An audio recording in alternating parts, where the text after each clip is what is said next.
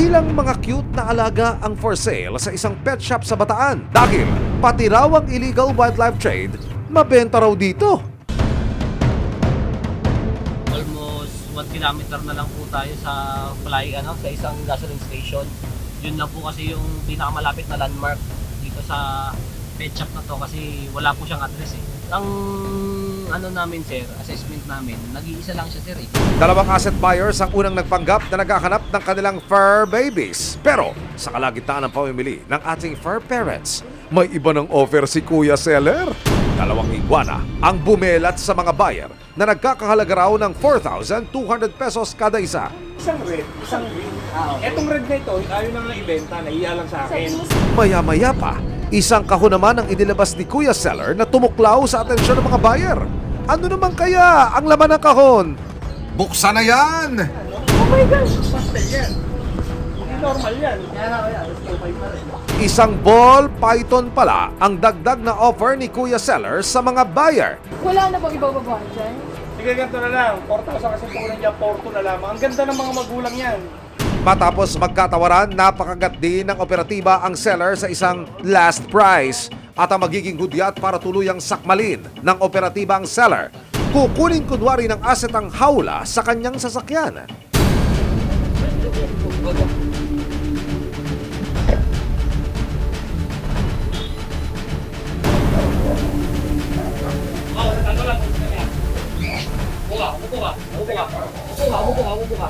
Ito yung warranty niya.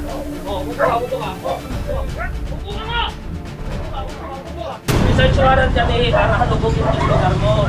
So, speaking namin tong kung may illegal. Agad na kinuli ng mga pulis ang seller na si Divino Salvador Chumacera at nang tanungin kung meron siyang dokumento para mag-alaga at magbenta, May CWF ka? Wala nga, sir. Wala, CWR, meron ka. O, wala din o. Oh, huwag kang gagalaw! Huwag kang Sir, gagalaw! dapat ako. Nasa Huwag shop kang gagalaw! Huwag kang gagalaw! Tingnan nyo, baka may gamit. Kapkapan nyo. Kapkapan nyo. Wala naman, sir.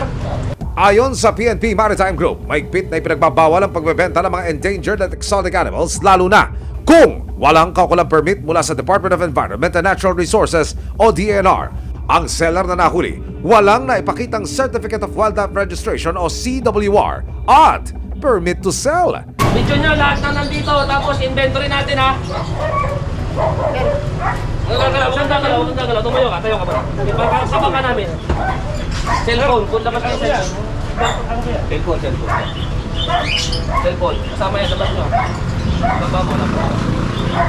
Walang gamit.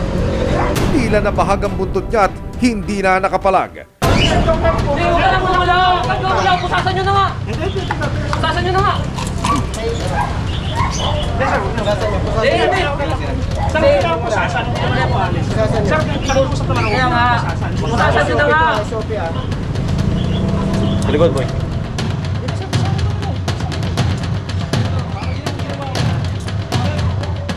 Nang halugugin pa ng mga pulis ang pet shop, natagpuan ang iba't ibang klase ng wildlife gaya ng iba't ibang species ng endangered birds tulad ng ringneck dove na mula pa sa South Africa, emperor scorpion, tarantula at mga iguana. Anong relevance ho? Bakit to kailangan kumuha ng permit patungkol dito sa pagbebenta at yan, ang mga ganyang klase ho?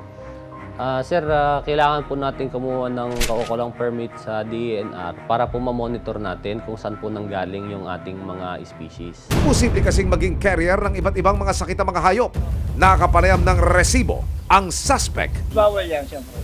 Kaya nga, siyempre, pabenta lang naman sa atin yan. Kaya tayo, konti, kumita tayo. Ipinabebenta lang daw? Reseller kayo? Ganern! Wala, kabebenta ko lang naman yan kasi may pet shop talaga ako eh. Siyempre, may nagpapabenta. Halos 100 endangered at exotic animals ang nasabat ng mga otoridad sa suspect.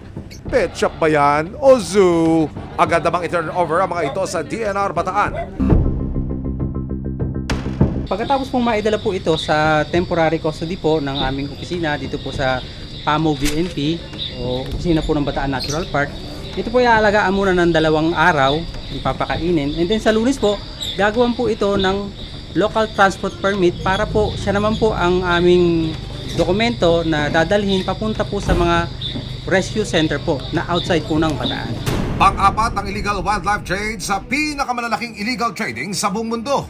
Aabot sa 50 billion pesos ang halaga ng iligal na industriyang ito kada taon ayon sa DNR. Samantala, dinala ang suspect sa PNP Maritime NCR. Naharap siya sa kasong paglabag sa Republic Act 9147 o Wildlife Protection Conservation Act. Nito lang June 19, pansamantalang nakalaya ang suspect habang iniimbestigahan ang kaso laban sa kanya. Mahigpit na ipinagbabawal ng batas ang pagbebenta ng wildlife ng walang kaukulang permit sa mga low-key na pumapasok sa illegal na kalakaran. Sorry, not sorry, pero baka kayo naman ang sunod na bumagsak sa malakawlang kulungan. May ebidensya, resibo, walang lusot ang may atraso.